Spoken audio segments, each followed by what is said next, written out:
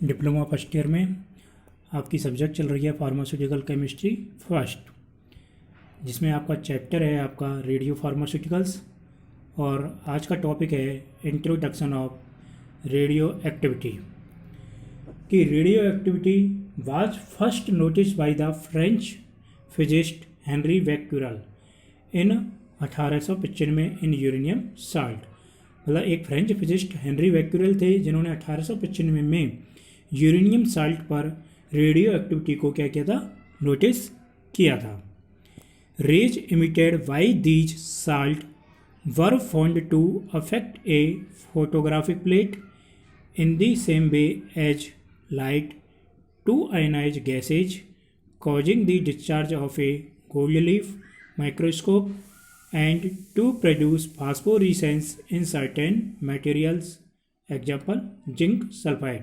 मतलब French physicist जो Henri Becquerel थे, जब इन्होंने किसी यूरेनियम साल्ट पर लाइट डाली थी तो इन्होंने देखा कि एक फोटोग्राफिक प्लेट क्या हो रही थी, अफेक्ट हो रही थी। जो क्या कर रही थी, लाइट गैसेज को आयनाइज कर रही थी, जिसकी वजह से क्या हो रही थी, उस मटेरियल्स पर फास्फोरेसेंस प्रोड्यूस हो रहा था। फास्फोरेसेंस का मतलब प्रदीप्ति प्रोड्यूस हो रही थी। ठीक, he called these rays as radioactivity rays and property of giving out these rays as radioactivity. तो उन्होंने इसी रेज को क्या कहा था, रेडियो एक्टिव रेज कहा, और रेडियो एक्टिव रेज प्रोड्यूस होने के इस प्रॉपर्टी को रेडियो एक्टिविटी कहा। तो Marie Curie and her husband P Curie while examine the ionising activity of the chief ores of uranium pitchblende mainly U3O8 noted greater activity than expected. Becquerel के अलावा दो scientist और थे, Marie Curie और उसके husband P Curie. जब 1898 में ये क्या कर रहे थे कि यूरेनियम साल्ट का कोई भी एक कंपाउंड था, उस यूरेनियम साल्ट के कंपाउंड पर जब ये अपनी यूरेनियम साल्ट पर जैसे ही इन्होंने अपने क्या किया था, ये उसको एग्जामाइन कर रहे थे, जैसे उस पर रेज डाली उस कंपाउंड पर, तो उसकी एक्टिविटी जो थी, जो इन्होंने एक्सपेक्ट की थी, उससे बहुत ज़्यादा ही उसने एक्टिविटी क्या की थी, शो की थी। They were successfully in isolating 2 elements from ores which they named polonium and radium.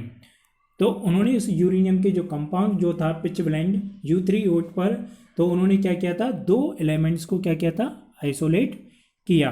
वो 2 एलिमेंट्स थे, एक तो था पोलोनियम और एक था रेडियम। पोलोनियम नाम तो रखा गया था, एक जो मेरी क्यूरी और जो पी क्यूरी जो थे वो पोलैंड देश के रहने वाले थे, इसलिए उन्होंने अपनी कंट्री देश के सम्मान में ही एक एलिमेंट का नाम क्या रख दिया था, पोलोनियम रख दिया। और जो दूसरा कंपाउंड था रेडियम, वो एक्टिविटी के आधार पर उस दूसरे एलिमेंट का नाम रखा गया। At the same time 2 other elements thorium and actinium with radio activity were discovered. उसी टाइम 2 और दूसरे एलिमेंट थोरियम और एक्टिनियम की भी क्या किए गए थे, डिस्कवर किए गए थे, जो कि क्या कर रहे थे, रेडियो एक्टिविटी को शो कर रहे थे। These observations brought to light the existence in nature of more than 40 elements which emit characteristics radiation quite spontaneously and without any preliminary treatment। तो प्रकृति में जो नेचर में थे ऐसे जो रेडियो एलिमेंट्स 40 एलिमेंट्स थे जो कि रेडियो एक्टिविटी शो कर रहे थे, जो अपने आप ही क्या कर रहे थे, स्पॉन्टेनियसली रेडिएशंस प्रोड्यूस करते हैं बिना किसी ट्रीटमेंट के। मतलब ऐसे एलिमेंट्स जिन पर किसी भी प्रकार की कोई ट्रीटमेंट नहीं किया जाता, अपने आप ही स्पॉन्टेनियसली क्या हो रहे हैं, रेडिएशन प्रोड्यूस कर रहे हैं, वही एलिमेंट्स क्या करते हैं, एक प्रकार से रेडियो एक्टिविटी शो करते हैं। ठीक, तो radioactivity is defined as nuclear inevitability which result in the radiation or emission of particles from nuclei. तो रेडियो एक्टिविटी को हम क्या कहेंगे, एक प्रकार का एक न्यूक्लियर प्रोसेस है जिसमें कोई भी एटम्स वगैरह जो होते हैं अपने आप डीकम्पोज होकर के रेडियो एक्टिविटी शो करता है, एनर्जी क्या करता है, प्रोवाइड भी कराता है। तो इसमें जितनी भी न्यूक्लियर इनएविटेबिलिटी, न्यूक्लियर कैसा होता है, अनस्टेबल होता है, अस्थायी होता है, जो कि रेडिएशन क्या कर रहा है, या किसी न्यूक्लियाई के पार्टिकल से क्या कर रहा है, रेडिएशन इमिशन कर रहा है। तो हम कह सकते हैं एक प्रकार से कि रेडियो एक्टिविटी जो होती है वो केवल और केवल इनस्टेबल न्यूक्लियाई पर ही अप्लाई होती है। फिर इसके अलावा ये भी है कि ये रेडियो एक्टिविटी का जो करैक्टर है, जो प्रॉपर्टी है, ये केवल और केवल किस पर निर्भर करेगा, एटम्स पर, जो स्पॉन्टेनियसली क्या होता है, डिकम्पोज होता है। इसके बाद है आपका nature of radiation. 3 different kind of radiation with different type of behaviour are observe from substances. तो 3 प्रकार के क्या हुए थे, रेडिएशन प्राप्त हुए, जिनका बिहेवियर क्या है, अलग अलग है उस सबस्टेंस पर जिससे हमें रेडिएशन प्राप्त हुए। 3 प्रकार की रेडिएशन थी।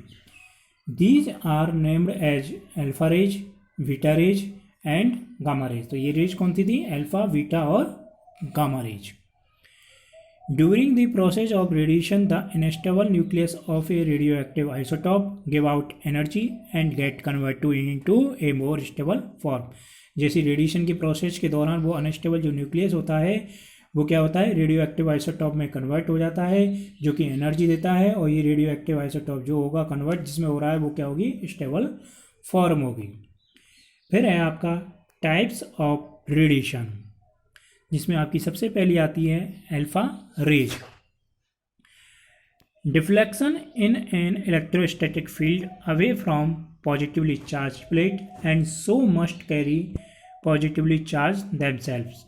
मतलब अल्फा रेज जो होती हैं इनके लिए तो इलेक्ट्रोस्टैटिक फील्ड की रिक्वायरमेंट होती है, और जब इस पर ये रेज डालते हैं तो जो पॉजिटिवली चार्ज प्लेट होती है ये क्या होता है, उसमें डिफ्लेक्शन होगा, जिससे पॉजिटिव चार्ज क्या होगा, उसकी तरफ खिंचे आएंगे। तो अल्फा रेज जो होती हैं ये क्या होंगी, केवल पॉजिटिव चार्ज ही रखती है, carry the positive charge. They are known to helium ions, और इनको किस नाम से जाना गया, हीलियम आइंस के नाम से जाना जाता है। हीलियम +2, हीलियम पर कितना चार्जेज है, +2 होता है। तो अल्फा रेज पर भी चार्जेज कितना हुआ, +2 होता है, और हीलियम आइंस का मास होता है 4। It consist of 2 protons and 2 neutrons very firmly bond together. और ये जो अल्फा रेज होती हैं हीलियम आइंस में क्या होंगे, 2 प्रोटॉन और 2 न्यूट्रॉन्स होते हैं, जो कि एक दूसरे से क्या रहेंगे, बॉन्ड रहते हैं। Alpha particles are heavier and larger in size than beta particles. Alpha particles जो होते हैं वो हैवी होते हैं, साइज में भी बड़े होते हैं बीटा पार्टिकल्स की अपेक्षा। जब साइज में बड़े हैं, हैवी हैं, तो इनकी स्पीड भी क्या हो जाएगी, स्लो होगी। एंड लीस्ट पेनेट्रेटिंग पावर, जब स्पीड ही स्लो हो गई तो इनकी पेनेट्रेटिंग पावर भी क्या होगी, एक प्रकार से भेदन क्षमता कम होगी। तो they can stop and completely absorb by a sheet of paper या aluminium foil less than 0.01 centimetre thick. इन रेज को केवल किसके द्वारा रोका जा सकता है, या कम्प्लीटली किसके द्वारा एब्जॉर्ब किया जा सकता है, एक पेपर शीट के द्वारा या एल्युमिनियम फॉयल के द्वारा, जिसकी मोटाई होती है 0.01 centimetre thick. Alpha radiation is usually emitted only from elements having atom number greater than 82।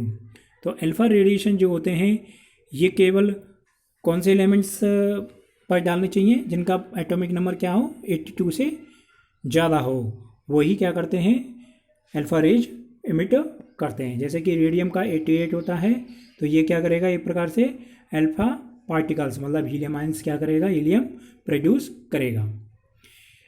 The low penetrating power of alpha particles make isotope emitting this type of radiations useless for biological application because these particles cannot penetrate tissue।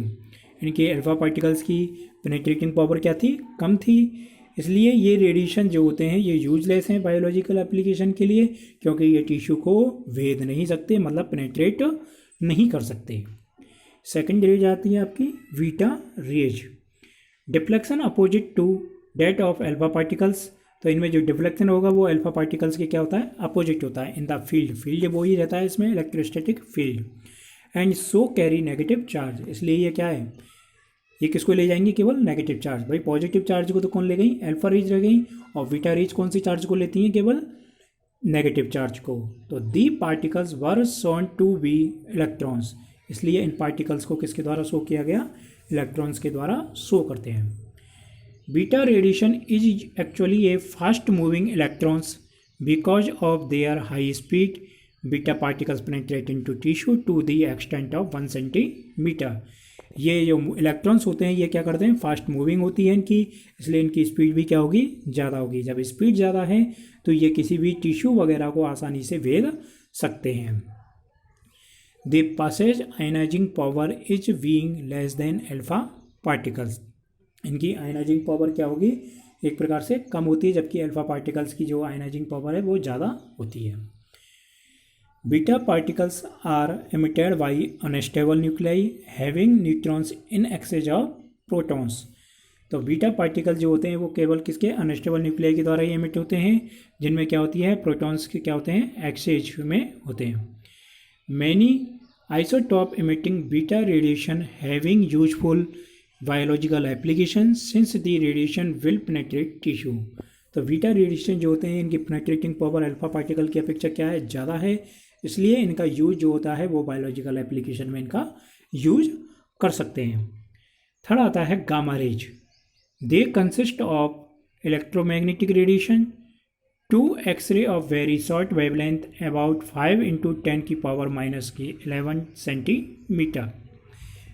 भाई अल्फा बीटा रेज में तो हमें electrostatic field की आवश्यकता है, जबकि गामा रेज में हमको क्या होती है, इलेक्ट्रोमैग्नेटिक फील्ड की आवश्यकता पड़ती है एक्सरे जैसे, और इनकी लेंथ होती है 5 × 10⁻11 सेंटीमीटर।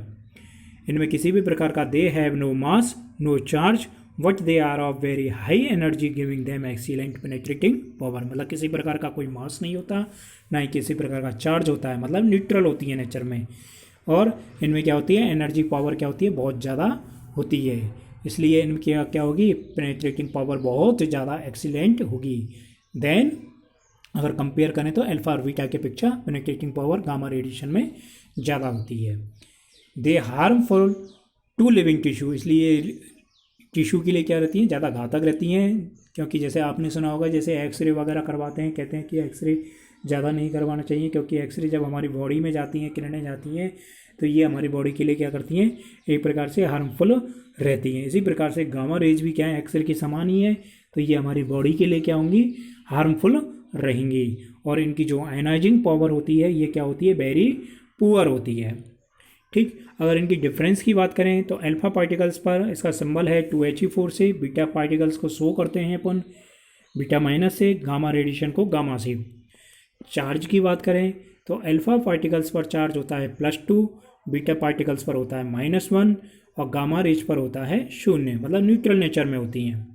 पेनेट्रेटिंग पावर अगर देखा जाए तो अल्फा पार्टिकल्स की क्या होगी, स्लो होगी, जबकि बीटा पार्टिकल्स की मीडियम रहती है, और सबसे ज़्यादा जो पेनेट्रेटिंग पावर होती है वो किसकी होगी, गामा रेज की होती है।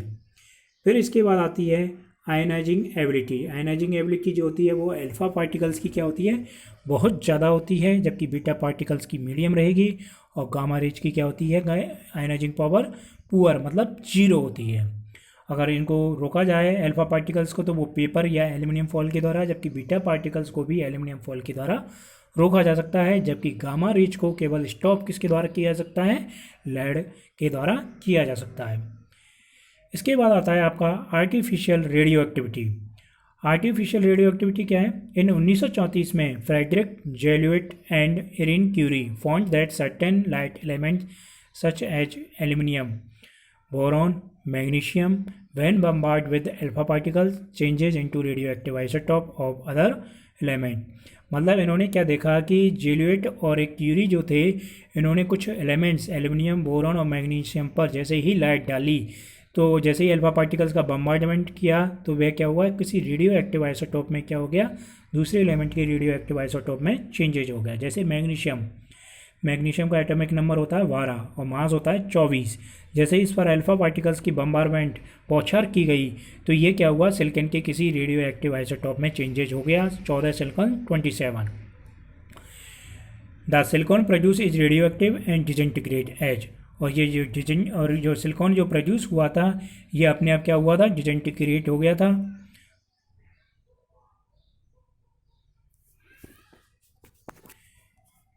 ये अपने आप क्या हो गया, डिसइंटीग्रेट हो गया, और डिसइंटीग्रेट होकर के ये एल्यूमिनियम के आइसोटोप में चेंजेज हो गया, जैसे 13 एल्यूमिनियम 27।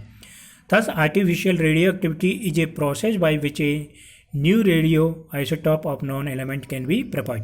मतलब आर्टिफिशियल रेडियो एक्टिविटी में हम क्या कर रहे हैं, खुद ही अल्फा रेज की क्या कर रहे हैं, बम्बार्डमेंट करा रहे हैं, जिसकी वजह से इसको आर्टिफिशियल रेडियो एक्टिविटी कहा गया है। जबकि जो नेचुरल रेडियो एक्टिविटी होते हैं वो अपने आप क्या होते हैं, स्पॉन्टेनियसली दूसरे एलिमेंट में क्या हो जाते हैं, टूट जाते हैं और दूसरा एलिमेंट या आइसोटॉप में चेंजेस हो जाते हैं।